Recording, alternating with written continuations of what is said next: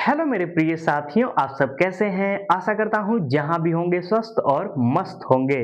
मैं हूँ राजेंद्र और आपका अपना चैनल आरपीजीएस रिसर्च में स्वागत करता हूँ।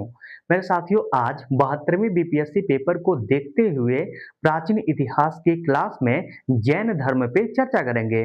मेरे साथियों, यह जैन धर्म से संबंधित दूसरा वीडियो होने वाला है और इस वीडियो में मेरे साथियों जैन धर्म के 24वें तीर्थंकर महावीर स्वामी को पढ़ने का कार्य करेंगे। तो आइए सर्वप्रथम हेडिंग बना लेते हैं। महावीर स्वामी, महावीर स्वामी, महावीर स्वामी। और यह जैन धर्म के कौथे तीर्थंकर थे? तो 24वें तीर्थंकर थे। तो लिख लीजिएगा 24वें तीर्थंकर, 24वें तीर्थंकर। मेरे साथियों, पहले इनके जीवन परिचय जो एक बेसिक जानकारी होती है वह पढ़ने का कार्य करेंगे। जैसे महावीर स्वामी का बचपन का नाम क्या था? वर्धमान था। इनके पिताजी का नाम क्या था? सिद्धार्थ था। इनके माता का नाम क्या था? त्रिशला था। इनके पत्नी का नाम क्या था? तो यशोदा था। इनकी एक पुत्री थी जिनका नाम क्या था? प्रियदर्शनी या अनुज्ञा था। इनके एक बड़े भाई थे जिनका नाम था नंदी वर्धन। ठीक है मेरे साथी, इसके अतिरिक्त इनका जन्म कहाँ हुआ था? तो कुंड ग्राम में हुआ था। और ये कहाँ पे पड़ता है? तो वैशाली, वैशाली में पड़ता है। वैशाली कहाँ पड़ता है? तो बिहार में पड़ता है। बिहार कहाँ पड़ता है? तो भारत में पड़ता है। भारत कहाँ पड़ता है? तो पृथ्वी पर है। ठीक है। और इनकी मृत्यु कहाँ हुआ था? तो पावा में हुआ था। इनका जन्म कब हुआ था? तो 540 बीसी में। ठीक है, यह पुराना डाटा है। नया डाटा के अनुसार 599 बीसी में हुआ था। पुराना डाटा के अनुसार इनकी मृत्यु 468 इस बीसी में हुआ था, जबकि नया डाटा के अनुसार इनकी मृत्यु 527 बीसी में हुआ था। कहाँ पे हुआ था? पावा में हुआ था। और कितने वर्ष की अवस्था में हुआ था? तो 72 वर्ष की अवस्था में हुआ था। ठीक है। और इनके दामाद एक थे जिनका नाम था जमाली, और इनकी पुत्री का शादी किससे हुआ था? जमाली से हुआ था। तो मेरे साथियों, यह महावीर स्वामी से संबंधित कुछ जीवन परिचय है। आइए इसे लिख लेते हैं, तभी हमें समझ में आएगा कि कहाँ से प्रश्न पूछता है, कैसे प्रश्न पूछता है, बताएंगे भी। तो आइए पहले सर्वप्रथम लिखने का कार्य करते हैं। तो पहला पॉइंट, बचपन का नाम लिख लीजिएगा। ब च प आधा पूरा न, बचपन। ठीक है, सही लिखा हूं ना? हाँ, सही लिखे हैं। बचपन का नाम क्या है इनका? वर्धमान। तो लिख लीजिएगा वर्धमान। ब बच जा रहा है, वह करिएगा, लिखिएगा वर्धमान। ठीक है। वर्धमान किसके बचपन का नाम है? तो महावीर स्वामी के बचपन का नाम वर्धमान है। ठीक है। दूसरा, दूसरा जन्म स्थान, जन्म स्थान, इनका जन्म कहाँ हुआ था? यह बहुत बार पूछा गया है। तो लिख लीजिएगा कुंड ग्राम। कहाँ पे हुआ था मेरे साथियों? कुंड ग्राम। और यह कहाँ पड़ता है? तो यह पड़ता है आपका वैशाली। कहाँ पड़ता है? वैशाली में पड़ता है। और वैशाली कहाँ पड़ता है मेरे साथियों? तो वैशाली पड़ता है आपका बिहार में। तो लिखिएगा वैशाली, और ब्रैकेट में लिख लीजिएगा बिहार। क्या लिखेंगे? बिहार। इसके बाद तीसरे में, तीसरे पॉइंट में हम लिखेंगे मृत्यु स्थान। मृत्यु स्थान। मेरे साथियों, यदि आपसे कोई पूछे कि इनका मृत्यु कहाँ हुआ था, तो क्या बताएंगे? पावा। क्या बताएंगे? पावा में हुआ था। ठीक है। इसके बाद इनका जन्म स्थान देख लिए, मृत्यु स्थान देख लिए। अब देखते हैं मेरे साथियों जन्म कब हुआ था। तो जन्म देख लेते हैं। तो मेरे साथियों, इनका जो जन्म हुआ था वह पुराना डाटा के अनुसार 540 बीसी में, और नया डेटा के अनुसार 599 बीसी में हुआ था। याद आपको ये वाला करना है। ठीक है। और पांचवा पॉइंट, इनकी मृत्यु कब हुआ था? ठीक है, इनकी मृत्यु कब हुआ था? तो पुराना जो डाटा है इसके अनुसार 468 बीसी में हुआ था, और नया डेटा के अनुसार 527 बीसी में हुआ था। याद आपको क्या करना है? ये वाला। और मृत्यु किस अवस्था में हुआ था? तो 72 वर्ष की आयु में इनकी क्या हो गया था? मृत्यु हो गया था, आयु में। ठीक है, यह ध्यान रखिएगा। इसके अतिरिक्त मेरे साथियों नेक्स्ट देखने का प्रयास करते हैं, इनके पिता का नाम देख लेते हैं। पिता का नाम, पिता का नाम, पिता का नाम क्या था? तो पिता का नाम मेरे साथियों था महावीर स्वामी जी के सिद्धार्थ। क्या नाम था? सिद्धार्थ नाम था। ठीक है। और यह किस वंश से संबंधित है? तो ज्ञात्रिक वंश। यह कभी कभी पूछ लेता है कि यह जो महावीर स्वामी थे यह किस वंश से संबंधित है, तो यह याद रख लीजिएगा, बहुत इंपॉर्टेंट है, ज्ञात्रिक वंश। ठीक है। इसके बाद सातवां पॉइंट मेरे साथियों, अब जान लेते हैं माता का नाम क्या था। लिख लीजिएगा माता का नाम। मेरे साथियों जो माता जी का नाम था महावीर स्वामी के, वह था त्रिशला। क्या नाम था? त्रिशला। लिख लीजिएगा त्रिशला, त्रिशला था। और मेरे साथियों जो ये त्रिशला जी हैं, यह लिच्छवी के शासक चेटक की बहन थी। लिच्छवी के शासक चेटक की बहन थी। देख लीजिएगा त्रिशला कौन थी? तो यह थी लिच्छवी के शासक, लिच्छवी के शासक चेटक की बहन, चेटक की बहन थी। और मेरे साथियों जब हम लोग हर्यक वंश पढ़ रहे थे तो उसमें लिखवाया था कि बिंबिसार ने 3 शादियां किया था। एक तो लिच्छवी के राजा जो नरेश थे, चेटक की पुत्री, ठीक है, उनसे किया था। और देख रहे हैं यहाँ पे भी हम लोग क्या लिखे हैं? लिच्छवी के शासक चेटक की बहन, यानी बिंबिसार, बिंबिसार। और या जो इनके पिताजी हैं सिद्धार्थ, ये क्या थे? आपस में रिश्तेदार थे। ठीक है। और बिंबिसार के पुत्र कौन थे? अजातशत्रु। और सिद्धार्थ के पुत्र कौन है? महावीर स्वामी। महावीर स्वामी यानी मामा का घर कहाँ था? लिच्छवी था। कहाँ था? लिच्छवी था। और दोनों लोग क्या थे? रिश्तेदार थे। बिंबिसार और महावीर स्वामी लोग क्या थे? रिश्तेदार थे। ठीक है। अब आइए मेरे साथियों, महावीर स्वामी ने शादी भी की थी, तो शादी किए थे तो इनकी पत्नी भी होंगी। इनके पत्नी का नाम लिख लीजिएगा, पत्नी का नाम। पत्नी का नाम क्या था? तो पत्नी का नाम मेरे साथियों था यशोधा। क्या नाम था? यशोधा। लिख लीजिएगा यशोधा। मेरे साथियों जो यशोधा थी, इनका गोत्र था कुंडीय गोत्र। कुंडीय गोत्र लिख लीजिएगा, कभी कभी यह भी गोत्र भी पूछ लेता है। कुंडीय गोत्र था। ठीक है। कुंडीय गोत्र किसका गोत्र था? तो इनकी पत्नी यशोदा जी का। मेरे साथियों पत्नी से एक पुत्री प्राप्त हुआ था, तो पुत्री का नाम लिख लीजिएगा, पुत्री का नाम। पुत्री का नाम क्या था? तो पुत्री का नाम कहीं कहीं पे प्रिय दर्शनी मिलता है। क्या मिलता है? प्रिय दर्शनी। ठीक है। और इन्हीं का नाम कहीं कहीं मिलता है अनुज्ञा। क्या मिलता है? अनुज्ञा मिलता है। ठीक है। और जो पुत्री थी मेरे साथियों, इनके शादी हुआ था जमाली से, तो लिख सकते हैं आप दामाद, दामाद। और दामाद का नाम क्या था? जमाली, जमाली। ये क्या थे? दामाद थे। ठीक है।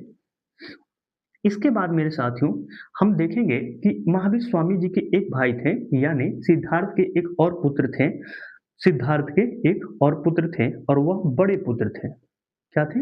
बड़े पुत्र थे। और मेरे साथियों बड़े जो पुत्र थे उनका नाम था नंदी वर्धन। क्या नाम था? नंदी वर्धन नाम था।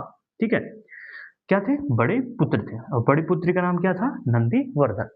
मेरे साथियों जब तक अभी तक 11, जब तक नहीं अब तक 11 पॉइंट हम लोग देखे हैं और 11 पॉइंट में लगभग महावीर स्वामी से एक जीवनी तैयार हो गया है। इतने में चाहेंगे तो बहुत सारे प्रश्न बन जाता है।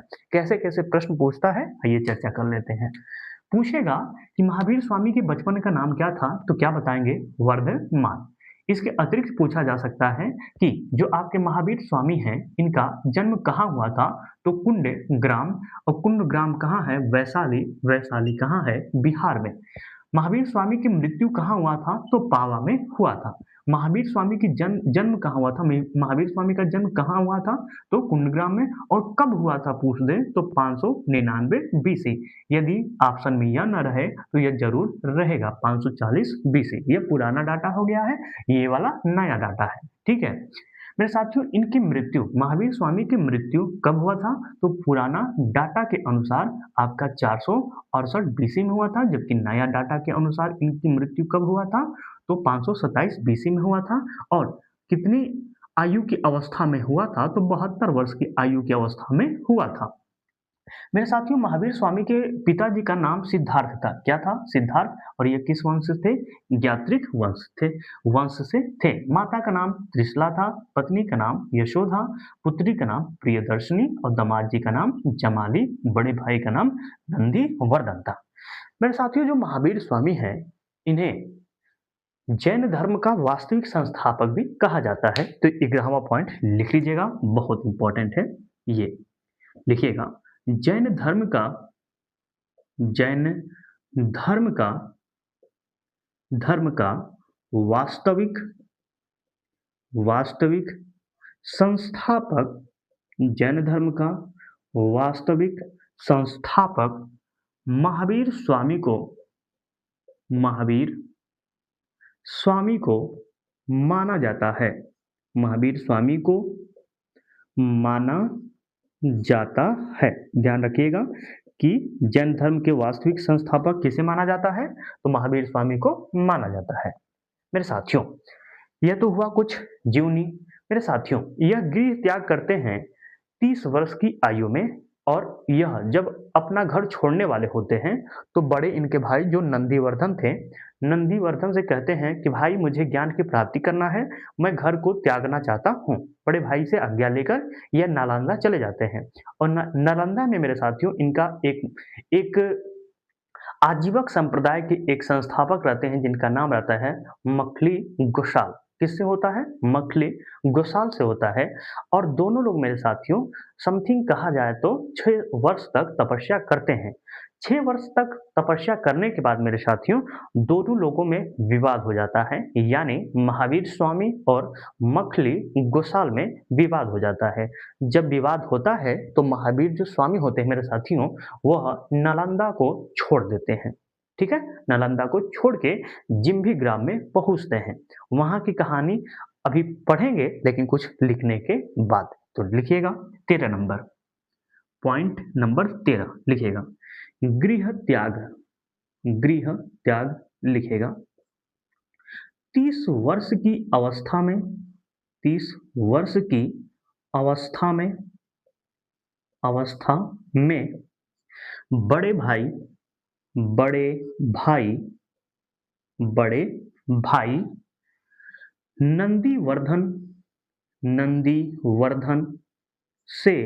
नंदीवर्धन से आज्ञा लेकर, परमिशन लेकर, ठीक है ना, आज्ञा लेकर गृह त्याग देते हैं। गृह यानी घर, त्याग देते हैं। ये नालंदा में, कहाँ पे? नालंदा में मखली गोसाल के साथ मखली गोसाल के साथ 6 वर्ष तक तपस्या करते हैं। 6 वर्ष तक तपस्या करते हैं। अंत में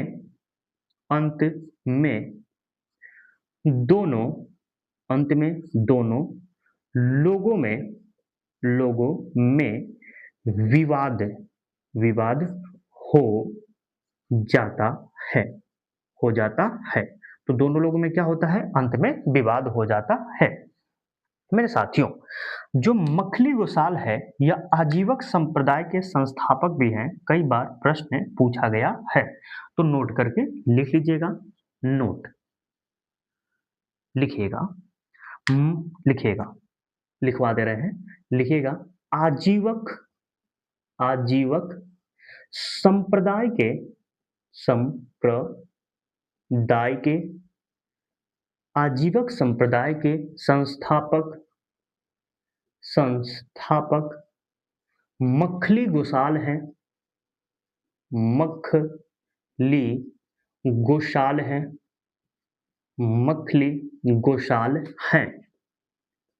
गोसाल हैं। ठीक है, और कुछ पॉइंट लिख लीजिएगा, अभी समझा रहे हैं, कुछ लिख लेते हैं। इनका मत नियतिवाद है, इनका मत नियतिवाद है, इनका मत नियतिवाद है। इनका मानना है कि इनका मानना है कि इनका मानना है कि संसार की इनका मानना है कि संसार की समस्त वस्तु समस्त वस्तु समस्त वस्तु भाग्य द्वारा, किसके द्वारा? भाग्य द्वारा पूर्व नियंत्रित एवं संचालित होती हैं, एवं संचालित होती हैं, ठीक है। तो मेरे साथियों, आइए एक बार चर्चा कर लेते हैं। देखिए, आजीवक संप्रदाय के संस्थापक कौन थे? मखली गोसाल जी हैं। आजीवक संप्रदाय के संस्थापक कौन है? मखली गोसाल हैं। इनका मत जो है वह है नियतिवाद। मखली गोसाल का मत क्या है? नियतिवाद। और यह कहते हैं, इनका मानना है कि संसार की समस्त वस्तु भाग्य द्वारा, ठीक है, किसके द्वारा? भाग्य द्वारा पूर्व नियंत्रित एवं संचालित होती हैं। यानी जो हम आज जी रहे हैं, जो बोल रहे हैं, यह भाग्य द्वारा पहले ही निर्धारित है, इसीलिए हम यहाँ पे बोल रहे हैं। तो मेरे साथियों, एक कहावत है, होइए वही जो राम रचि राखा, यह क्या है? इसी को बोलते हैं मेरे साथियों नियतिवाद, ठीक है। इनका तो मतलब यही निकल रहा है कि होइए वही जो राम रचि राखा, यानी कह सकते हैं कि जो पहले हमारे भाग्य में लिखा है वही हो रहा है, ठीक है। यदि भाग्य में हमारा नहीं लिखा होता तो कुछ नहीं होता। मान लीजिए मान लीजिए आप किताब पढ़ रहे हैं, 13 आ गया, पृष्ठ नंबर 13 आ गया, 14 आ गया, 15 आ गया, और कोई 16वां पेज फाड़ लिया, तो आपका 1 साल या 5 मिनट आपका वहीं पे रुक जाएगा। मत तो यही है, नियतिवाद, ठीक है। तो सभी लोग कुछ ना कुछ मत देते हैं, यह भी एक मत दिए हैं नियतिवाद का, ठीक है। मेरे साथियों, इसके बाद जो महावीर स्वामी हैं वह चले जाते हैं जिम्बिक ग्राम, और जिम्बिक ग्राम में रिजुपालिका नदी के तट पर साल वृक्ष के नीचे मेरे साथियों तप करने लगते हैं। और तप करने के दौरान वैशाख पूर्णिमा के 10वें दिन मेरे साथियों महावीर स्वामी को ज्ञान की प्राप्ति होती है। तो आइए एक छोटा सा प्यारा सा दोबारा हेडिंग बना लेते हैं 14 नंबर का और लिखते हैं। तो लिखिएगा यहाँ पे 14 नंबर, और एक बना लीजिएगा ज्ञान की प्राप्ति, ज्ञान की प्राप्ति, ठीक है, ज्ञान की प्राप्ति लिखिएगा।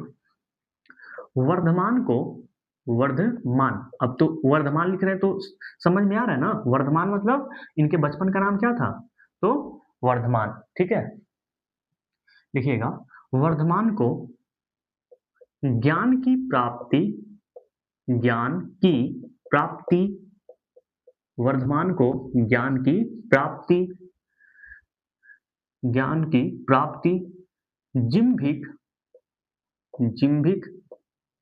ग्राम में, जिम्भिक गांव में, जिम्भिक गांव में रिजुपालिका, रिजुपालिका नदी के तट पर, नदी के तट पर, तट पर साल वृक्ष के नीचे, साल वृक्ष यानी पेड़ के नीचे, साल वृक्ष के नीचे वैशाख पूर्णिमा के, वैशाख पूर्णिमा के, पूर्णिमा के, वैशाख पूर्णिमा के,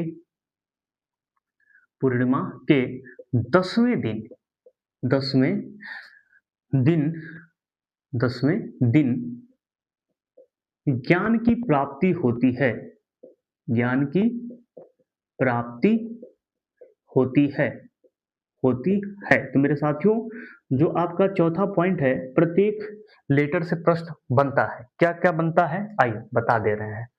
मेरे साथियों, पूछता है कि ज्ञान की प्राप्ति महावीर स्वामी को कहाँ पे हुआ था, तो क्या बताएंगे, जिम्भिक ग्राम में हुआ था। किस नदी के तट पे, यदि पूछे कि महावीर स्वामी को ज्ञान की प्राप्ति किस नदी के तट पे हुआ था, तो रिजु पालिका नदी के तट पर हुआ था।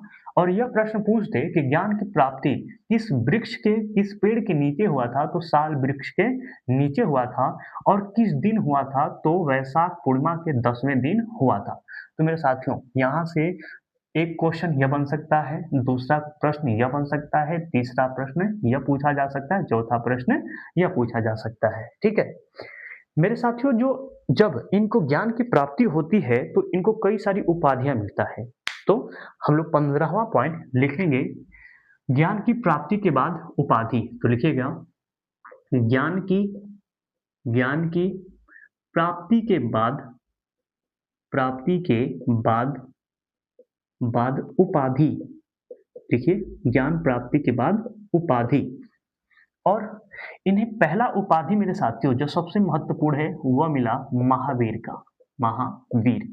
इसके अतिरिक्त मिला जीन, इसके बाद केवलिन भी आपका मिला। इसके बाद मिले मेरे साथियों अरहत। क्या बोले, अरहत। अरहत मतलब योग्य। ठीक है, इसके बाद मिला मेरे साथियों निग्रंथ। क्या मिला, निग्रंथ की उपाधि मिला। इसके बाद इनको कहा गया जितेंद्रिय, जितेंद्रिय। ठीक है ना, इंद्रियों को जीतने वाला। ठीक है, तो मेरे साथियों कुछ ऐसी उपाधियां हैं जो बार बार पूछा जाता है कि ज्ञान की प्राप्ति के बाद कौन सी उपाधि महावीर स्वामी को मिला था। तो ज्ञान की प्राप्ति से पहले इन्हें हम कहते थे वर्धमान, और जैसे ही इनको ज्ञान की प्राप्ति हुआ हम क्या कहने लगे, महावीर कहने लगे। क्या कहने लगे, जीन कहने लगे। क्या कहने लगे, केवलिन कहने लगे, अरहत कहने लगे, निग्रंथ कहने लगे। इसके अतिरिक्त जितेंद्रिय कहने लगे, यानी इंद्रियों को जीतने वाला कहने लगे। मेरे साथियों, महावीर जो स्वामी हैं इनको ज्ञान की प्राप्ति गृह त्याग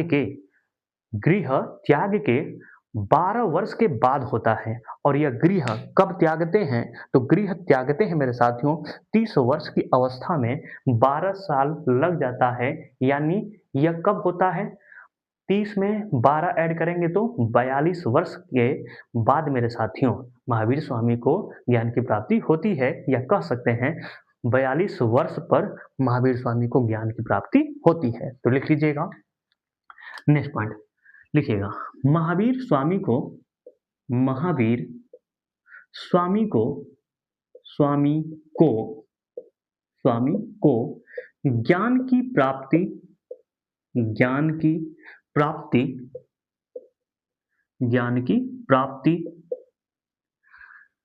गृह त्याग के, गृह त्याग के, गृह त्याग के 12 वर्ष, 12 वर्ष बाद होता है। गृह त्याग के 12 वर्ष बाद होता है, यानी 30 वर्ष प्लस 12 वर्ष इक्वल टू कितना वर्ष, 42 वर्ष। हम लोग मैथ नहीं पढ़ रहे हैं लेकिन थोड़ा सा आ गया है। ठीक है, 42 वर्ष में महावीर स्वामी जी को ज्ञान की प्राप्ति होती है। इसके अतिरिक्त मेरे साथियों, जैसे महात्मा बुद्ध ने जब उनको ज्ञान की प्राप्ति हो गया था तो पहला उपदेश कहाँ दिए थे, सारनाथ। वैसे ही मेरे साथियों जब महावीर स्वामी को ज्ञान की प्राप्ति हुआ तो यह भी अपना पहला उपदेश दिए, और पहला उपदेश कहाँ दिए, पावा में दिए। तो लिख लीजिएगा, महावीर स्वामी ने, पॉइंट बना के लिख लीजिएगा, लिखिएगा महावीर, महावीर स्वामी ने, महावीर स्वामी ने पहला उपदेश, पहला उपदेश पावा में दिया। कहाँ दिया, पावा, पावा में दिया, पावा में दिया। ठीक है मेरे साथियों, इसके अतिरिक्त आप 2 पॉइंट और लिखेंगे इसमें, जैसे इनके ज्ञान वाले में इनकी प्रथम शिष्य इन्हीं के दामाद जमाली बने। ठीक है, जो क्या थे, आपके दामाद थे। ठीक है, और इनकी शिष्या एक बनी, पहली शिष्या चंदना। बहुत बार पूछा गया है तो यह भी लिख लीजिएगा। इनके प्रथम शिष्य, प्रथम शिष्य कौन बनी, तो लिख लीजिएगा जमाली, जमाली, ठीक है। और ये क्या थे? दमाद थे, दमाद, ठीक है। और प्रथम शिष्य लिख लीजिएगा चंदना। कौन थी? चंदना, चंदना, चंदना थी, ठीक है। यह याद कर लीजिएगा, कई बार यहाँ से भी प्रश्न पूछा गया है। और इनकी मृत्यु कैसे हो जाती है? तो 72 वर्ष की आयु में इनकी मृत्यु हो जाती है, ठीक है। तो मेरे साथियों, यह कुछ बेसिक जानकारियां थी। अब जैन धर्म से संबंधित कुछ महत्वपूर्ण तथ्यों को देखने का प्रयास करेंगे, लेकिन यह जरूर याद कर लीजिएगा, यहाँ से भी प्रश्न आपका प्रत्येक पॉइंट से, प्रत्येक लाइन से मेरे साथियों प्रश्न बनता है, ठीक है। अब हम बात करेंगे मेरे साथियों जैन धर्म से संबंधित कुछ मान्यताएं, यानी जैन धर्म किसे मानता है, किसे नहीं मानता है। क्या यह रामचंद्र जी को मानता है, आत्मा को मानता है, वर्ण व्यवस्था को मानता है, छुआछूत को मानता है, जाति को मानता है, वेद को मानता है, कर्म पर विश्वास करता है, किस पर, कैसे करता है, क्या नहीं मानता है, क्या मानता है, इसको देखने का प्रयास करेंगे। तो एक प्यारा सा हेडिंग बना लीजिएगा, जैन धर्म की मान्यताएं, जैन धर्म की मान्यताएं, जैन धर्म की मान्यताएं, ठीक है। जैन धर्म की मान्यताएं मेरे साथियों, यह वैदिक कर्मकांडों को नहीं मानते थे, ठीक है। यह क्या करते थे? वैदिक कर्मकांडों को नहीं मानते थे। इन्होंने, ठीक है, इन्होंने नहीं, इन्होंने वेदों का खंडन किया है, ठीक है। यानी वेद नहीं मानते थे, वैदिक कर्मकांड भी नहीं मानते थे, वेदों को भी नहीं मानते थे। कौन? जैन धर्म वाले, ठीक है। इसके अतिरिक्त लेकिन मेरे साथियों अहिंसा पर विशेष बल दिया है, यह याद कर लीजिएगा। कई बार पूछता है कि निम्नलिखित में से जैन धर्म के लोग या जैन धर्म किस पर सर्वाधिक बल दिया है? सत्य, अहिंसा, अस्तेय, अपरिग्रह। तो अहिंसा को टिक करिएगा, अहिंसा पर विशेष बल दिया था। क्या यह ईश्वर के अस्तित्व को मानते थे? मान लीजिए आपसे कोई पूछे कि जैन धर्म क्या ईश्वर के अस्तित्व को मानते थे, हाँ या ना, तो क्या बोलेंगे? क्या बोलेंगे? हाँ या ना? ना, नहीं। ये मेरे साथियों, ये ईश्वर के अस्तित्व को मानते थे, ठीक है। क्या यह आत्मा को मानते थे? तो हाँ, यह आत्मा को मानते थे। क्या यह कर्मफल को मानते थे? तो हाँ, ये कर्मफल को मानते थे। क्या यह पुनर्जन्म पर विश्वास करते थे? तो हाँ, जैन धर्म के लोग पुनर्जन्म पर विश्वास करते हैं। क्या यह वर्ण व्यवस्था को मानते थे?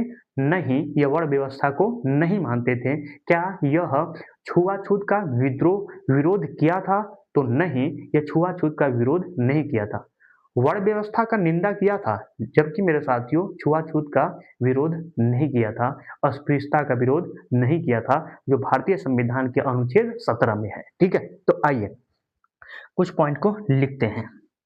पहला, वैदिक वैदिक कर्मकांड कर्मकांड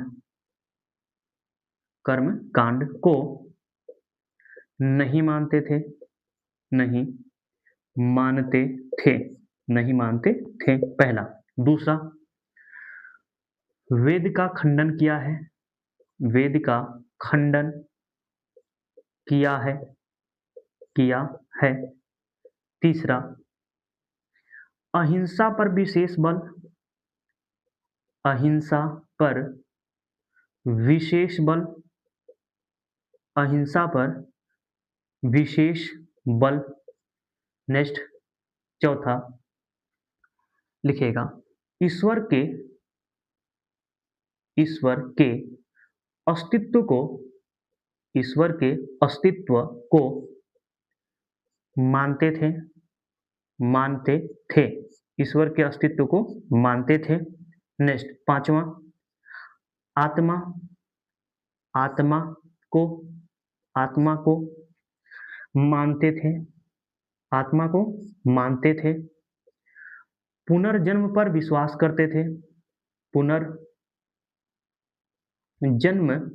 पर विश्वास करते थे, विश्वास करते थे, करते थे, ठीक है। पुनर्जन्म पे क्या करते थे?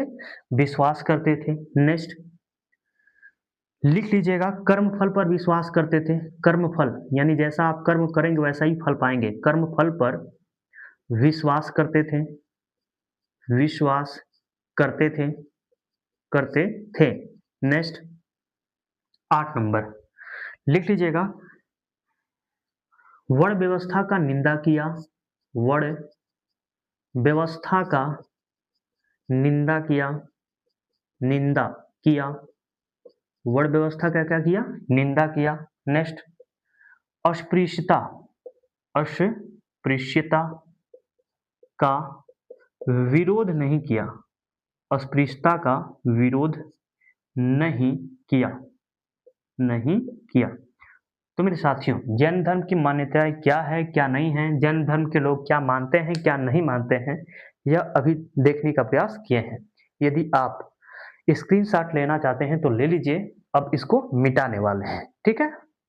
आशा करता हूं कि आप स्क्रीनशॉट ले लिए होंगे। तो मेरे साथियों, इसको मिटा दें तो मिटा देते हैं। तो मेरे साथियों, अब बात करने वाले हैं महावीर स्वामी के पंच महाव्रत या अणु व्रत पर। तो आइए पहले हेडिंग बना लेते हैं।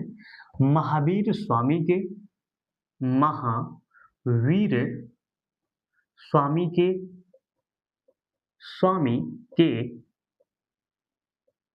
पंच महाव्रत, महाव्रत या अणु व्रत, अणु व्रत।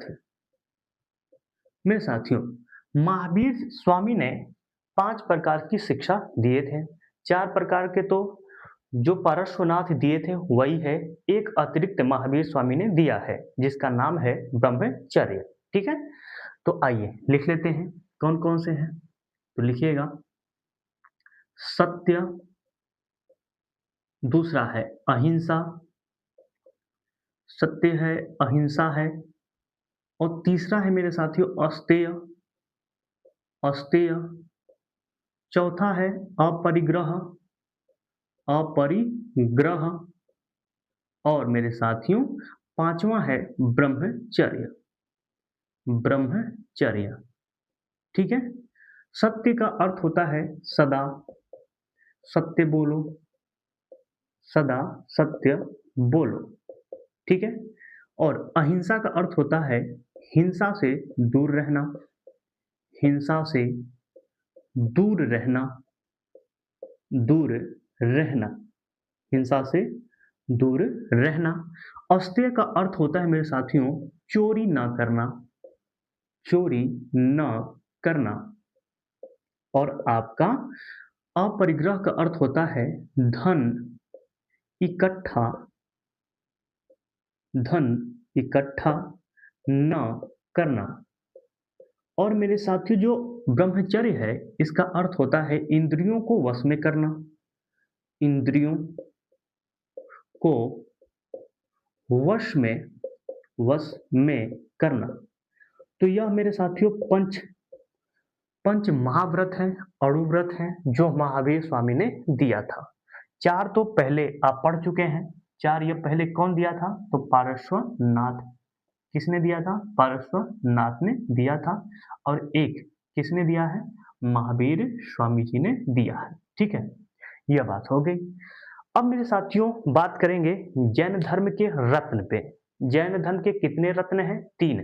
एक है सम्यक ज्ञान, सम्यक दर्शन और सम्यक आपका आचरण या उसी को बोलते हैं चरित्र। लिख लीजिएगा, लिखिएगा जैन धर्म के 3 रत्न, जैन धर्म के 3 रत्न, 3 रत्न कौन कौन से हैं? लिख लीजिएगा, बहुत इंपॉर्टेंट है, यहां से भी प्रश्न पूछता है। पहला सम्यक, सम्यक ज्ञान, एक तो यह है। दूसरा है मेरे साथियों सम्यक, सम्यक दर्शन, सम्यक ज्ञान, सम्यक दर्शन। और तीसरा है मेरे साथियों सम्यक आचरण, आचरण या इसी को बोलते हैं चरित्र, चरित्र, ठीक है।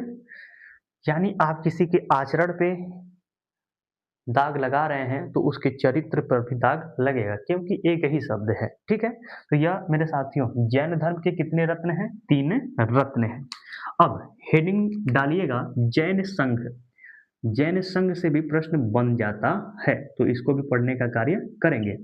मेरे साथियों, महावीर स्वामी ने कुल 11 ब्राह्मणों को मिलाकर एक गढ़ का निर्माण किया था।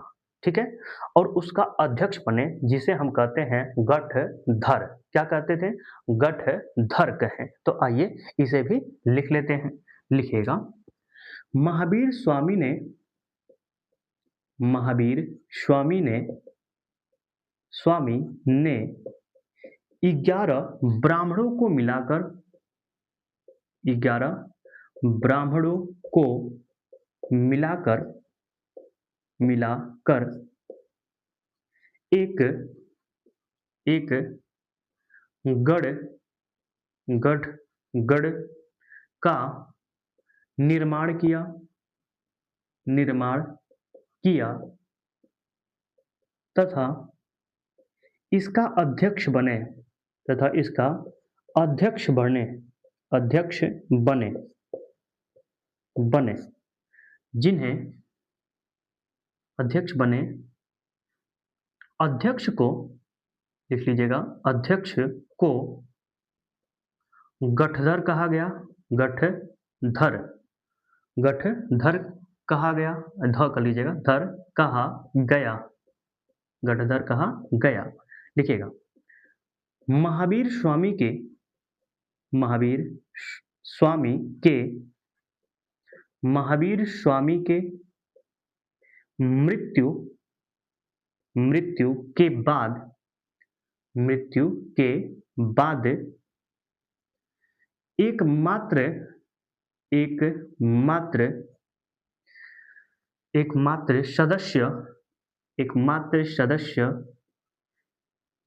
सुधर्मा सुधर्मा या कहीं कहीं पे मिलता है सुधर्मन सुधर्मन बचा था जो जो जो गढ़ का अध्यक्ष बना जो गढ़ का आगे अध्यक्ष बना अध्यक्ष बना बना इसके बाद इनके या इसके बाद बाद जम्मू स्वामी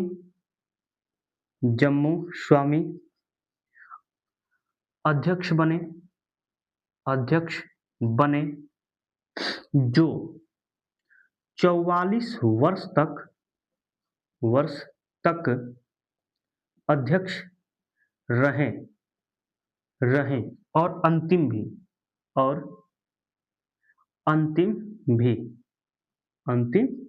यह अंतिम है। ठीक है, कौन है? जम्मू स्वामी। तो मेरे साथियों, जैन संघ क्या है? तो जैन संघ यह है कि महावीर स्वामी ने क्या किया कि 11 ब्राह्मणों को, कितने? 11 ब्राह्मणों को मिलाकर एक गढ़ का निर्माण किया। ठीक है, इसके बाद उसके अध्यक्ष बने। जब अध्यक्ष बने तो इनको क्या कहा गया? गठधर कहा गया। ठीक है, गठधर कहा गया। ठीक है, बाद में क्या हुआ कि इसके जब इनकी मृत्यु हुई तो एक ही इसमें से ब्राह्मण बचे थे जिनका नाम था सुधर्मा या सुधर्मन। जब यही सुधर्मन बच जाते हैं तो आगे चल के क्या बनते हैं? अध्यक्ष बनते हैं। इनके बाद सुधर्मन या सुधर्मन के बाद जम्मू स्वामी क्या बनते हैं? जैन संघ के अध्यक्ष बनते हैं और यह 44 वर्षों तक रहते हैं। यह क्या है? 44 वर्षों के रहने के बाद मेरे साथियों यह अंतिम जैन संघ का अध्यक्ष बने थे। तो यह तो हुआ जैन संघ से बात। अब चलते हैं मेरे साथियों, जैन धर्म में प्राण को त्यागा कैसे जाता है उस पर बात कर लें। तो लिख लीजिएगा, जैन धर्म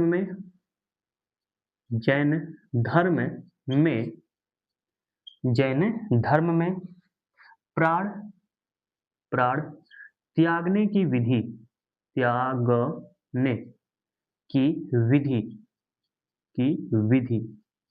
मेरे साथियों इस पे बहुत विवाद है। जैन धर्म के जो प्राण त्यागने की विधि है उसे संथारा विधि, संलेखना विधि, काया कलश विधि के नाम से जाना जाता है। इस विधि के अनुसार मेरे साथियों लंबे समय तक उपवास रखकर जब आप प्राण त्यागते हैं तो उसको बोलते हैं संथारा विधि, काया कलश विधि, संलेखना विधि। मेरे साथियों भारतीय इतिहास में दो ऐसे राजा हैं जिन्होंने इस विधि के तहत अपना प्राण त्यागे हैं।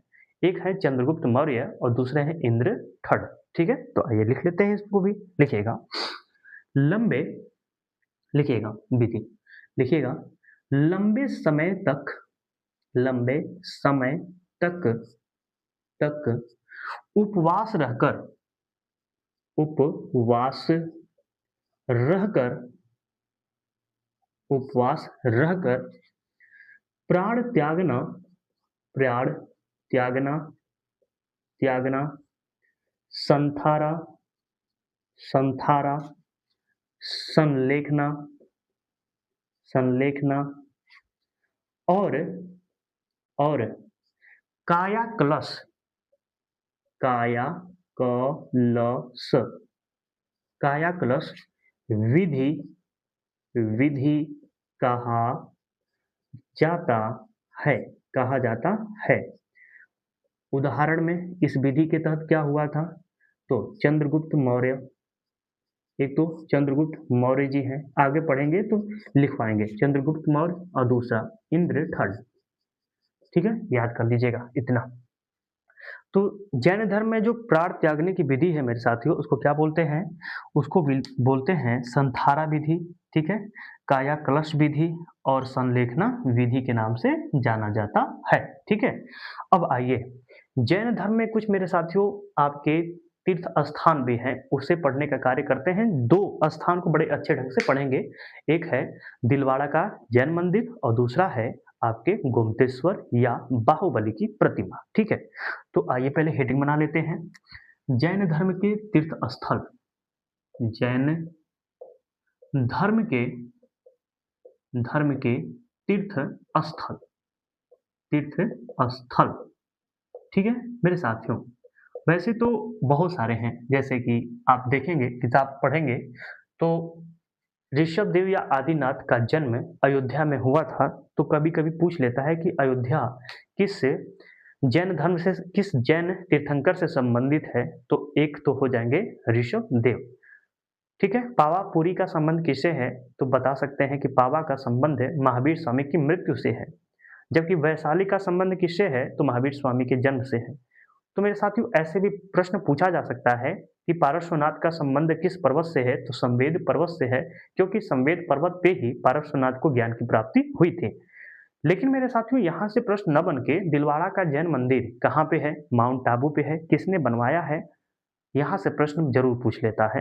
तो दो हम इसमें से तीर्थ स्थलों को एकदम अच्छे ढंग से पढ़ने का कार्य करेंगे। ठीक है, तो पहला दिलवाड़ा का, दिलवाड़ा का जैन मंदिर, जैन मंदिर। ठीक है मेरे साथियों, दिलवाड़ा का जो जैन मंदिर है यह कहाँ पे है? माउंट आबू पर्वत पे है। तो लिख लीजिएगा माउंट आबू पर्वत। ठीक है, कहाँ पे है? माउंट आबू पर्वत पे है। निर्माण इसका किसने करवाया? वह लिख लीजिएगा निर्माण, निर्माण लिख लीजिएगा गुजरात के, कहाँ के? गुजरात, गुजरात के, गुजरात के चालुक्य, चालुक्य ब्रैकेट में लिख लीजिएगा सोलंकी, सोलंकी वंश, सोलंकी ब्रैकेट में क्या? सोलंकी। कभी कभी कंफ्यूज कर देता है, चालुक्य दे देगा आप यहाँ पे सोलंकी नहीं पढ़े होंगे तो फिर गड़बड़ हो जाएगा। कभी कभी चालुक्य ना देके सोलंकी दे देगा तो फिर कंफ्यूज होने लगते हैं, इसलिए दोनों लिखवा दिया हूँ। निर्माण गुजरात के चालुक्य या सोलंकी वंश के, वंश के शासक, वंश के शासक भीम प्रथम, भीम महय, भीम प्रथम, भीम प्रथम के सामंत, सामंत, सामंत भीम प्रथम, भीम प्रथम के सामंत विमल शाह ने, किसने? विमल शाह ने, विमल शाह ने करवाया था, विमल शाह ने करवाया था, याद कर लीजिएगा। विमल शाह ने करवाया था। किसके शासनकाल में हुआ था तो बता दीजिएगा। भीम प्रथम के शासनकाल में हुआ था। किसने करवाया था तो विमल शाह ने करवाया था। या किस वंश के शासक थे तो बता दीजिएगा। चालुक्य ब्रैकेट में सोलंकी वंश के थे। कहाँ के रहने वाले थे? गुजरात के रहने वाले थे। दूसरा दूसरा हम बात करेंगे मेरे साथियों, बाहुबली। बाहुबली बाहुबली या इन्हीं को बोलते हैं गोमतेश्वर। गोमतेश्वर गोमतेश्वर की मूर्ति। यह मूर्ति है जो मेरे साथियों कहाँ पे है? गोमतेश्वर या बाहुबली जी की मूर्ति कहाँ पे है? तो यह है आपके श्रवणबेलगोला। कहाँ पे? श्रवणबेलगोला। श्रवणबेलगोला। और श्रवणबेलगोला कहाँ पे है मेरे साथियों? तो यह है आपका कर्नाटक में। कहाँ पे है? कर्नाटक में है। मेरे साथियों जो बाहुबली जी हैं यह ऋषभदेव पहले तीर्थंकर, लिख लीजिएगा। पहले सॉरी, एक मिनट रुक जाइए, बस लिखिएगा। पहले तीर्थंकर, पहले तीर्थंकर ऋषभदेव, ऋषभदेव या इन्हीं को मेरे साथियों हम कहते थे आदिनाथ। ऋषभदेव या आदिनाथ के के पुत्र थे, के पुत्र थे। ठीक है, किसके पुत्र थे? बाहुबली। तो पहले तीर्थंकर ऋषभदेव या आदिनाथ के पुत्र थे बाहुबली। मेरे साथियों इनका निर्माण किसने करवाया, यानी इस मूर्ति का निर्माण किसने करवाया? तो गंग वंश के शासक थे। लिख लीजिएगा। गंग गंग वंश के गंग वंश के शासक, गंग वंश के शासक रचमल। रचमल इसलिए लिखवा रहे हैं क्योंकि आप जब घटना चक्र पढ़ेंगे वहां पे आपको रचमल ही मिलेगा। इनका अन्य नाम मेरे साथियों राजमल्ल भी है। राजमल्ल भी गूगल पे सर्च करेंगे तो यह मिलेगा। कई सारी किताबों में यह लिखा है, कई सारी किताबों में यह लिखा है। ठीक है। चतुर्थ, ये चौथे थे। चतुर्थ कहीं कहीं पे देखेंगे तो सेकंड भी है लेकिन चतुर्थ है। ठीक है। चतुर्थ के के एक मंत्री, एक मंत्री, एक मंत्री चामुंड राय। किसने राय? चामुंड राय ने, चामुंड राय ने 1981 ईस्वी में करवाया था। करवाया था, याद कर लीजिएगा, बहुत इंपॉर्टेंट है। मेरे साथियों जो बाहुबली या गोमतेश्वर जी हैं इनके उपलक्ष्य में या कह सकते हैं सम्मान में प्रत्येक 12 वर्ष पर महामस्तका अभिषेक का आयोजन किया जाता है। कई बार पूछा गया है, लिख लीजिएगा। लिखिएगा इनके इनके सम्मान में, इनके सम्मान में प्रत्येक 12 वर्ष पर, प्रत्येक 12 वर्ष पर, 12 वर्ष पर महामस्तका अभिषेक, महामस्तका अभिषेक का आयोजन किया जाता है। आयोजन किया जाता है, याद कर लीजिएगा। मेरे साथियों जैन धर्म से संबंधित बहुत सारे महत्वपूर्ण तथ्य पे चर्चा कर लिए। इससे पहले वीडियो में मैं पढ़ा चुका हूँ। जैन धर्म का एक और वीडियो पढ़ चुका है, आपके अपलोड है, जाके देख सकते हैं। और एक जैन साहित्य को भी क्लास पढ़ा चुका हूँ। तो जैन धर्म में मेरे साथियों 2 संगीति 2 सभा होता है। तो यदि आप कहेंगे कि सर वह सभा नहीं अभी तक पढ़ाए हैं, तो मैं पढ़ा चुका हूँ। जैन साहित्य वाला वीडियो में जाके देखिएगा। जो 2 आपके जैन संगीति होता है, प्रथम जैन संगीति 300 BC में और दूसरी जो जैन संगीति है वह 512 आपके एडी में होता है। वह दोनों में विस्तृत एकदम अच्छे ढंग से पढ़ाने का कार्य कर चुके हैं। इस वीडियो में वह नहीं पढ़ाएंगे मेरे साथियों, क्योंकि ज़्यादा समय हो जाएगा। मेरे साथियों इस वीडियो में हम लोग एक पॉइंट और पढ़ेंगे और वह है श्वेतांबर और दिगंबर में क्या अंतर है और कौन किसको मानता है, कौन किसको नहीं मानता है, इस पर चर्चा करेंगे। लेकिन इसको पहले मिटाएंगे, ठीक है, क्योंकि इतने में नहीं हो पाएगा। यदि आप स्क्रीनशॉट लेना चाहते हैं तो ले सकते हैं, मैं हट जा रहा हूँ, ठीक है। आशा करता हूँ कि आप ले लिए होंगे। तो मेरे साथियों, एक पॉइंट अभी आपका छूट रहा है, उसी को पढ़ लेंगे तो आज का जो हमारा पूर्णतः वीडियो है वह कंप्लीट हो जाएगा। और आप जैन धर्म से कोई भी जब 3 वीडियो देख लेंगे, जैन साहित्य का और जैन धर्म का पहला वीडियो और यह वीडियो, और जब आप पेपर में बैठेंगे तो कोई भी प्रश्न आपसे गलत नहीं होगा, यह मैं पूर्णतः गारंटी देता हूँ। भाई भगवान तो नहीं हूँ, लेकिन जो भी मेरे साथियों जो भी पढ़ाए हैं, आप यदि पढ़ के जाएँगे ना, तो सब कुछ मिल जाएगा। यदि सॉल्व भी आप क्वेश्चन करेंगे, तो 100% तो कोई भी नहीं कह सकता है कि मेरे जो पढ़ाए हुए में से 100% आ जाए, लेकिन कम से कम मेरे साथियों 60 से 70% यहाँ से मिल जाएगा आपको, ठीक है? यह मैं कह सकता हूँ। तो एक प्यारा-सा दोबारा हेडिंग बना लीजिएगा, श्वेतांबर, श्वेतांबर, श्वेतांबर और श्वेतांबर और दिगंबर, दिगंबर में अंतर, में अंतर। यह अब देख लेंगे, यही तो मेन है, क्योंकि यहाँ से भी प्रश्न पूछ लेता है, ठीक है? तो 2 कॉलम बना लेते हैं। यह मिटा दे रहे हैं मेरे साथियों, क्योंकि हो नहीं पाएगा, थोड़ा-सा ज़्यादा लिखना पड़ेगा हमें, ठीक है? ये भी मिटा दे रहे हैं। स्क्रीनशॉट तो आप ले लिए होंगे, ठीक है? इसको भी मिटा दे रहे हैं। अब आइए, पूर्णतः जगह मिल गया। तो पहले हम लिखते हैं दिगंबर, यहाँ पे एक कॉलम लिखिएगा, दिगंबर, और यहाँ पे लिख लेते हैं बी कॉलम, यहाँ पे हम लिखेंगे श्वेतांबर, श्वेतांबर, ठीक है। जो दिगंबर थे मेरे साथियों, ये थोड़े से कट्टर वाले थे, तो लिख लीजिएगा कट्टर। और जो आपके श्वेतांबर थे, ये थे आपके उदारवादी, उदारवादी।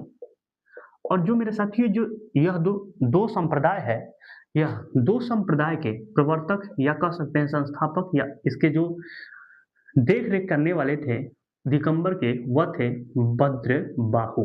कौन थे? भद्रबाहु थे। और जो श्वेतांबर के प्रवर्तक थे, वह थे मेरे साथियों आपके स्थूलभद्र, स्थूलभद्र। यह याद कर लीजिएगा। यही तो मेरे साथियों कई बार पूछ चुका है कि श्वेतांबर के प्रवर्तक कौन थे, दिगंबर के प्रवर्तक कौन थे। तो दिगंबर के आपके भद्रबाहु और श्वेतांबर के स्थूलभद्र थे मेरे साथियों। अब बात करेंगे थोड़ा सा ज्यादा, यानी कठिन पे आते हैं। ये तो सेंटो फ्रेश वाली जिंदगी थी, अब आते हैं मेंटो फ्रेश पे मेरे साथियों। जो दिगंबर है, यह जो दिगंबर है, यह मानते हैं कि, यह मानते हैं कि जो महिला है वह तीर्थंकर नहीं बन सकती हैं, जबकि यह मानते हैं कि जो महिला है यह तीर्थंकर बन सकती हैं। यही मेरे साथियों कई बार पूछा गया है कि कौन मानता है कि महिला तीर्थंकर नहीं बन सकती है, कौन मानते हैं कि महिला तीर्थंकर बन सकती हैं। तो दिगंबर वाले मानते हैं कि महिला तीर्थंकर नहीं बन सकती हैं, और कोई भी जो 24 तीर्थंकर है उनमें से कोई भी तीर्थंकर महिला तीर्थंकर नहीं था। जबकि यह मानते हैं कि जो 19वें तीर्थंकर थे मल्लीनाथ, वह मल्लीनाथ न होके मल्लीबाई थे, ठीक है। आइए लिख लेते हैं, बहुत इंपॉर्टेंट है, लिखिएगा। महिला, महिला तीर्थंकर, महिला तीर्थंकर नहीं हो सकती, नहीं हो सकती, महिला तीर्थंकर नहीं हो सकती। और 19वें तीर्थंकर, 19वें तीर्थंकर मल्लीनाथ, मल्लीनाथ पुरुष थे। क्या थे? पुरुष थे, पुरुष थे, ठीक है। अब आइए इन पे लिखिएगा, महिला, महिला तीर्थंकर, महिला तीर्थंकर हो सकती है, हो सकती है, महिला तीर्थंकर हो सकती हैं, और महिला तीर्थंकर हो सकती हैं। और 19वें तीर्थंकर, 19वें तीर्थंकर मल्लीनाथ को, इस नाथ को मल्ली नाथ को, मल्ली नाथ को यह यह महिला तीर्थंकर, महिला तीर्थंकर मल्ली बाई के नाम से जानते हैं, मल्ली बाई कहते हैं, मल्ली बाई कहते हैं।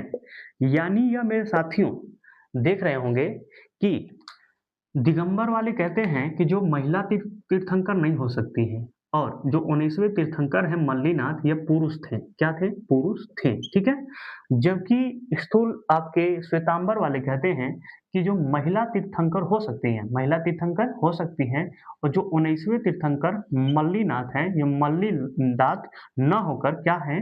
मल्ली बाई हैं। ठीक है। तो एक तो पॉइंट यह हो गया। अब आते हैं तीसरे पॉइंट पे। मेरे साथियों, यह कहते थे कि जो भिक्षु है यह वस्त्र धारण नहीं करेंगे, यानी नग्न अवस्था में रहेंगे, जबकि श्वेतांबर वाले मानते थे कि वस्त्र धारण करना चाहिए। तो लिखिए, यह क्या है?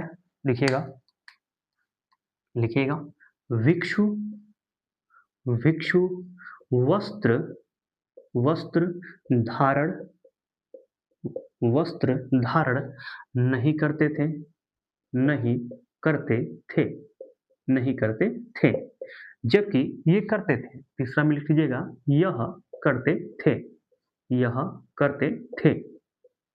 ठीक है। मेरे साथियों, जो दिगंबर की महिला भिक्षुड़ियां थी वह बिना सिली हुई साड़ी पहनती थी, बिना सिली हुई साड़ी पहनती थी, जिन्हें अर्कियाई कहा गया है। तो लिख लेते हैं, लिखिएगा, महिला भिक्षु, महिला, महिला भिक्षुड़ियां, भिक्षुड़ियां बिना सिली हुई, बिना, बिना सिली हुई, सिली हुई, बिना सिली हुई सफेद वस्त्र, सफेद वस्त्र पहनती थी, सफेद वस्त्र, साड़ी, सफेद लिख लीजिएगा, साड़ी, सफेद वस्त्र नहीं, सफेद श्वेत साड़ी, ठीक है ना, श्वेत साड़ी पहनती थी, श्वेत साड़ी पहनती, पहनती थी, जिन्हें, जिन्हें, जिन्हें अर्कियाय, अर्कियाय कहा, अर्कियाय लिख लीजिएगा, अर्कियाय कहा जाता है, कहा जाता है। यह थोड़ा सा नया आपको लिखवा दिए हैं कि जो बिना सिली हुई और श्वेत साड़ी पहनती थी, सिलती नहीं थी, बस लपेट लेती थी, उनको क्या कहते थे? अर्कियाई कहते थे। ठीक है। अब आइए चौथे पे, इसमें लिखिएगा, साधारण, साधारण श्वेत, साधारण श्वेत साड़ी पहनती थी, श्वेत साड़ी पहनती थी, और क्या करती थी? भिक्षु पात्र लेके चलती थी, लिख लीजिएगा, भिक्षा पात्र, भिक्षा पात्र इनके पास होता था एक, और एक ब्रश होता था, एक ब्रश लेके चलती हैं, आज भी जो लोग चलते ही हैं। इसके बाद मेरे साथियों इन पे आ जाते हैं। जो दिगंबर है मेरे साथियों, यह महावीर स्वामी के जो 5 शिक्षा दिए थे उनको यह मानते हैं। तो लिखिएगा, यह महावीर स्वामी के, महावीर, यह महावीर स्वामी के अनुसार, स्वामी के अनुसार, यह महावीर स्वामी के अनुसार, अनुसार 5 निग्रहों को, 5 निग्रहों को मानते थे, 5 निग्रहों को मानते थे। पहला, पहला था आपका सत्य, दूसरा था अहिंसा, अहिंसा, और तीसरा था अस्तेय, अस्तेय, चौथा था अपरिग्रह, अपरिग्रह, और पांचवा था मेरे साथियों ब्रह्मचर्य। यह 5 आपके क्या हैं? शिक्षा दे, जिन्हें हम क्या निग्रह के नाम से भी जानते हैं। यह लोग क्या करते थे? तो पार्श्व, पार्श्वनाथ, के अनुसार अनुसार अनुसार ये 4 निग्रहों को माने, निग्रहों को माने माने पहला सत्य, दूसरा अहिंसा अहिंसा, तीसरा अस्तेय अस्तेय और चौथा आपका अपरिग्रह अपरिग्रह। मेरे साथियों, जो दिगंबर संप्रदाय के लोग थे यह कहते थे कि महावीर स्वामी शादी नहीं किए थे। महावीर स्वामी स्वामी शादी नहीं किए थे, शादी नहीं नहीं की थी नहीं की थी। जबकि जो श्वेतांबर वाले हैं यह कहते थे कि 23वें कौन थे, 23वें और 24वें तीर्थंकर जो थे, और 23वें और 24वें कौन है, तो 23वें हैं पार्श्वनाथ, 24वें हैं आपके महावीर स्वामी। तीर्थंकर ने शादी की थी, ने शादी की थी, यह मानते हैं। ठीक है, याद रख लीजिएगा। मेरे साथियों, कुछ मोटा मोटा जो चीजें हैं वह तो बताती है। मेरे साथियों, जो दिगंबर है आगे चल के यह भी जो 2 भागों में टूट गया, यानी 2 संप्रदाय इसके और टूट गए। 2 2 लिख लीजिएगा। नेक्स्ट 7 2 उप संप्रदाय आगे चल के जो दिगंबर है मेरे साथियों यह 2 उप संप्रदाय में टूट गया। कौन कौन से, तो लिख लीजिएगा। पहला मूल संघ में टूटा, मूल है संघ है। और तीसरा मेरे साथियों टूटा, लिख लीजिएगा आपका तेरापंथी, तेरापंथी में टूटा। यह एक ही संप्रदाय है, तेरापंथी, विषपंथी, विषपंथी और आपका है तारणपंथी, तारणपंथी। यह 3 भागों में टूट गया, तारणपंथी। तो जो आपका दिगंबर है यह एक ही है, एक ही है, यह मत मानिएगा कि यह अलग अलग है। ठीक है, 2 संप्रदाय में टूटा। ठीक है, एक तो मूल संघ, मूल है संघ, इसको बोलते हैं मेरे साथियों। मूल जो संघ था यह मूल समुदाय था। ठीक है, यह क्या था, मूल समुदाय था। जबकि यह मेरे साथियों जो था यह आधुनिक संप्रदाय था। क्या था, आधुनिक समुदाय था, आधुनिक आधुनिक समुदाय था, ध्यान में रखिएगा। ठीक है मेरे साथियों, जो आपके श्वेतांबर है यह भी आपके 3 भाग में टूट गया। लिख लीजिएगा 3 उप संप्रदाय, 3, यह 6वां आपका 3 उप संप्रदाय। कौन कौन से, तो आइए लिख लीजिएगा इसको अभी।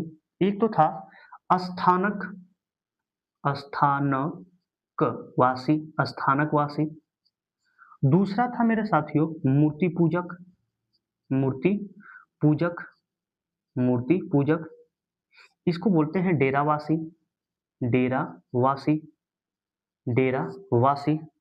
और मेरे साथियों एक था तेरापंथी, तेरापंथी। इसमें भी तेरापंथी था और आप देखेंगे तो यहाँ पे भी तेरापंथी आपको देखने को मिल जाएगा, तेरापंथी। तो यह आपके क्या थे, 3 उप संप्रदाय थे। किसके थे, तो यह श्वेतांबर के थे। तो मेरे साथियों दिगंबर के 2 उप संप्रदाय थे, एक तो मूल संघ था और दूसरा जो टूटा यह एक ही संघ के हैं लेकिन अलग अलग हैं। एक है तेरापंथी, दूसरा विषपंथी, तीसरा है तारणपंथी। जबकि आपका जो श्वेतांबर है यह 3 उप संप्रदाय में टूटा। एक है स्थानकवासी, स्थानक वासी है, दूसरा है मूर्ति पूजक जिसे हम डेरावासी बोलते हैं, और तीसरा है मेरे साथियों तेरापंथी। ठीक है ना, तेरापंथी है। इसके अतिरिक्त मेरे साथियों 2 अन्य संप्रदाय और भी मिलते हैं, वह लिख लीजिएगा। लिखिएगा 2, लिखिएगा 2 जैन, लिखिएगा ऐसे, लिखिएगा अलग पॉइंट से, यह हट गया है, यह समाप्त हो गया आपका। नेक्स्ट पॉइंट से लिखिएगा जैन धर्म के, जैन धर्म के 2 अन्य संप्रदाय, 2 अन्य संप्रदाय, अन्य संप्रदाय। पहला यापनीय, यापनीय। मेरे साथियों इसके जो संस्थापक थे, स्थापना जो किया था वह किए थे आपके कलश मुनि, कलश मुनि, कलश मुनि ने किया था, याद कर लीजिएगा। और दूसरा मेरे साथियों जो संप्रदाय था वह था कुरचक, कुरचक संप्रदाय। और इसके बारे में कौन किया था कुछ पता नहीं चलता है, तो लिख लीजिएगा जानकारी नहीं है, जानकारी नहीं है, जानकारी नहीं है, बस इतना लिख लीजिएगा। आपके जैन धर्म से संबंधित जो भी महत्वपूर्ण पॉइंट थे, जो भी विषय थे जो आपके पेपर में आ सके, वो एक-एक बिंदुओं पर, एक-एक विषय पर अच्छे ढंग से चर्चा किए हैं। तो मेरे साथियों, आज का जो वीडियो है वह था जैन धर्म से संबंधित, तो आज का यहीं पे वीडियो समाप्ति हो रहा है। ठीक है? तो आज का आपको क्लास कैसा लगा? यदि अच्छा लगा होगा तो इस वीडियो को मेरे साथियों ज़्यादा से ज़्यादा शेयर करिएगा, और जो मेरे मित्र अभी इस चैनल पे नए हैं, वह इस चैनल को सब्सक्राइब भी कर देंगे और शेयर भी करवा देंगे मेरे साथियों। शेयर भी करना है आपको और करवाना भी है, और जो मेरे मित्र नहीं शेयर करेगा उसको पाप लगेगा, विद्या कसम, ठीक है? कर दीजिएगा, करवा दीजिएगा। ठीक है मेरे साथियों, तो मिलते हैं नेक्स्ट वीडियो में नेक्स्ट टॉपिक के साथ। आज के लिए धन्यवाद।